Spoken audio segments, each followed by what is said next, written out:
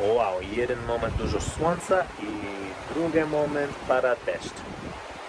Ja lubię pada, bardzo piękno i wszystko jest bardzo zielone pada deszcz.